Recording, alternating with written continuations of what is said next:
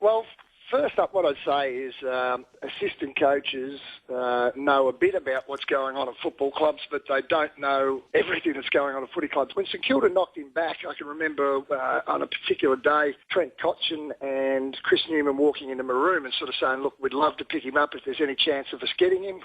We'd love to do that. So we tried that the players were keen on getting him. And the other thing that he was right on was that it was still up in the air 24 hours out, because it was a highly political situation. Ben would be the first one to tell you that my first phone call to him, I sort of said, he wanted to jump on a plane that night and come over and see us. And I sort of said, look, we're not opening the door unless the Richmond Football Club want to pick you up, because he had been through the Collingwood situation, he'd been through the St Kilda situation. We weren't just going to go down that pathway. And there was a lot of work done by a lot of people, which included the president of the club at the time. It included certainly Craig Cameron was doing an enormous amount of work behind the scenes, but it was political. And players in the last 24 hours, I can remember speaking to a few of the players and sort of saying, look, if you've got a favourite board member, give him a call. If you want Ben at the club, give your favourite board member a call, because it might be just enough to sway them. And, what board members love their players and that sort of stuff, then it might be just enough to sway them. Probably the one thing that didn't come out in the documentary over the two nights is Andrew Demetrio. I must have had half a dozen phone calls with Andrew trying everything in his powers to make sure that we picked up Ben Cousins. And I know Ben and his family sort of thought that the AFL were out to get them, but that wasn't the case at all. I mean, Andrew was working feverishly behind the scenes to sort of make sure that was the case. So, I mean, I put in a 5-page submission, which has been reported. I mean, that was all done in the last 24 hours. So, look, David was doing a lot of work at that time, assistant coaching and doing what he was doing. He had little parts of the story right, but certainly the bigger part of the story was way, way off the mark. People wouldn't understand, and assistant coaches don't necessarily understand, how political the game can be at times. And over that 24 hours, there was no doubt there were times when I thought, we mightn't get this over the line, but through the work of a lot of people over a period of time, we got the numbers swayed our way, and the rest is history. Was the Richmond playing group ever told that Cousins would not be drafted? I think David King stated that. No. Look, did we have a meeting at some stage with the match committee and sort of say, look, it doesn't look like it's going our way? I could have possibly done that. I can't recall the exact terms of that. I might have done that. No doubt it was a moving picture, but certainly it was a back room lobby scenario. Certainly not a player scenario, but in saying that the players did their bit and ticked the boxes that they needed to tick. Terry Wallace this morning on SEN Radio. David King, you're with us right now. Your reaction to that, especially the last bit, were the playing group told by Terry Wallace in a meeting of all players and playing staff that he wouldn't be drafted? Evening, Brian. Look, I think that's the point of my whole discussion on 360 the other night. Well, I thought that was fascinating that it hadn't been mentioned right through the way, that there was a meeting called by Terry Wallace for the whole playing group and the immediate football staff to be informed that Ben wasn't coming to Richmond in the next day's draft. He would not be drafted to Richmond. Now, for what reasons? Well, the reasons were given at the time. I don't think we need to go through the exact reasons, but they were about Ben. And we've probably had enough of the Ben saga. But look, I was just disappointed because that meeting did happen. And the whole crux of what I said was in regard to that meeting. Now, there were how many people at that meeting? Oh, there would have been the full playing unit was there, so and the immediate football staff. So there would have been, 40 plus at least. Look, and I guess Terry's right. As an assistant coach, you don't know everything that's going on. But I was at the meeting, and that was all I was talking about. I wasn't talking about the due diligence or the investigative work that had been done. And as an assistant coach, you know nothing about that. And I'm conceding that. And I'm not talking about that. So why are you a little bit upset at what Terry said then, that he didn't say that? Well, I'm disappointed that he's saying the meeting didn't happen, because the meeting did happen, and basically I just infer that as he's calling me a liar and saying that what I said on 360 the other night is false. But are you saying that Terry Wallace is receiving the accolades for supporting Ben and the care of him when really that wasn't right? Well, the reason why I originally said it, there were so many different versions of the same events over the previous week, and I never mentioned Terry. I just said that there's so many different versions of events, and I'm sick of it. But if the cap fits, wear it. If you don't think you're quite telling the truth, well, so be it. Well, I never mentioned Terry. Why do you think Terry is giving this version of events? I don't know, and I don't care. My version of events is factual, is that we had a meeting the day before that Ben Cousins was not coming to Richmond. Now, that was the starting point for the players underneath Chris Newman to then lobby to get Ben to the place. And the groundswell of support from the Richmond faithful was enormous, and it captured the whole football world, and it snowballed into a point where Ben was recruited. All I'm getting at there is it just, has he just not remembered the detail, or does he have some reason to be giving a different version of events? You'd have to ask Terry that. And the idea of what I was saying wasn't necessarily about Terry. It was just about, I've heard so many people taking credit, and sure, there's been credit for people on the way, and I credited the playing unit late, the Richmond people for their swell of support, Kevin Sheedy, were the three factors that I mentioned on 360. Sure, there was more done behind the scenes in the lead-up, but I was only talking about that final 24-hour period where we were told as a group that he wasn't coming to Richmond. That was all I said.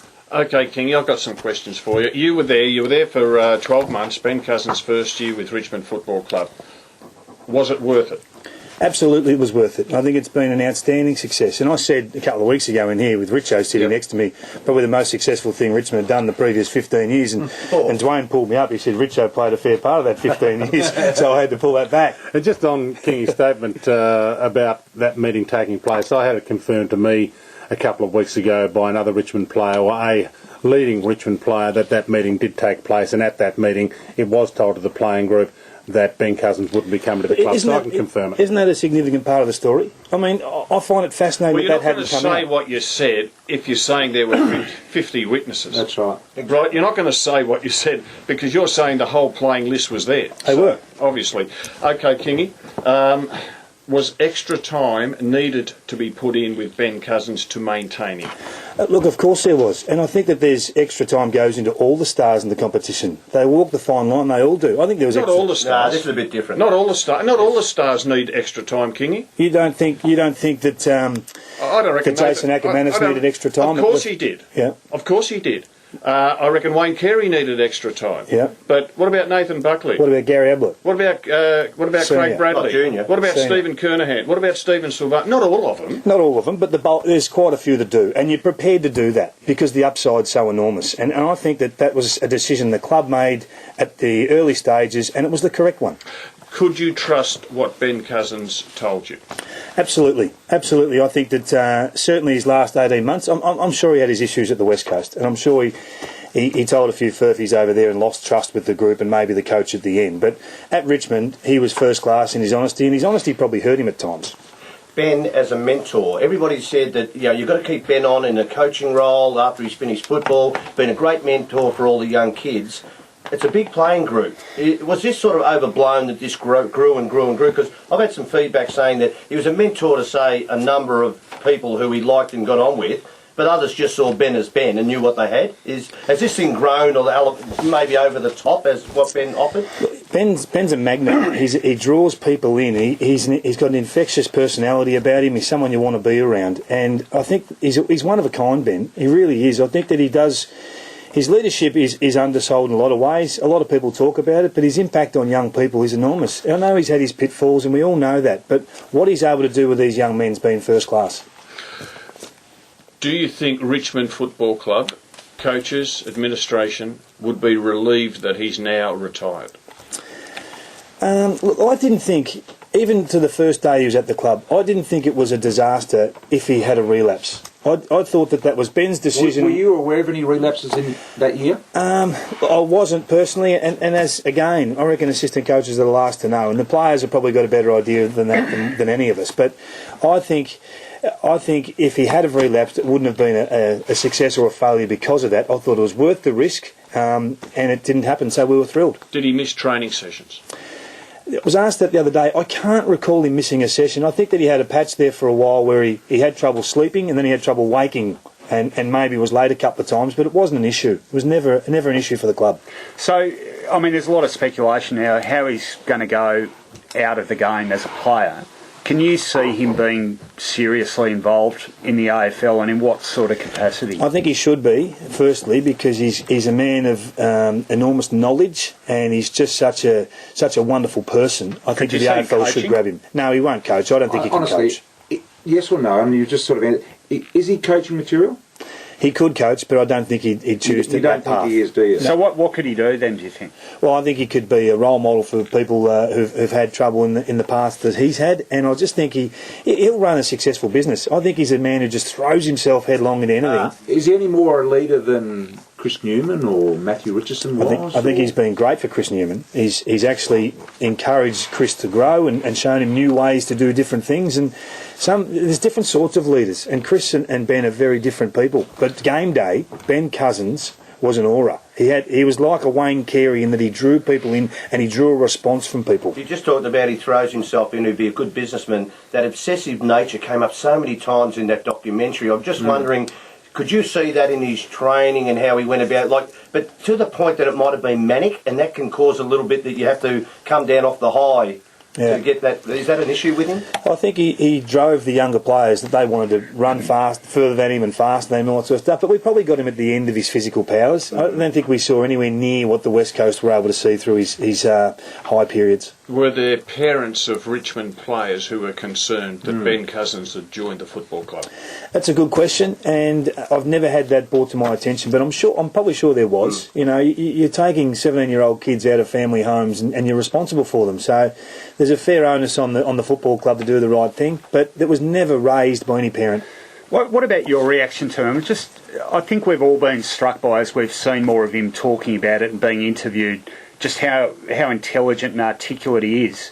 I just think there must be a lot of people in the football industry who, haven't had much experience of drugs and the drug scene, not being able to reconcile those two things. That this bloke who's this intelligent and this articulate can let that part of his life go to the extent it has. It's a real contradiction. In his own words, he's a very addictive person. Anything he was going to do, it was 100 mile an hour, and that is him, and that's why he was in the problems that he's had the past couple of years, or 10 years really. But look, Ben's a unique species. There's no doubt about that, and I think he'll be a success.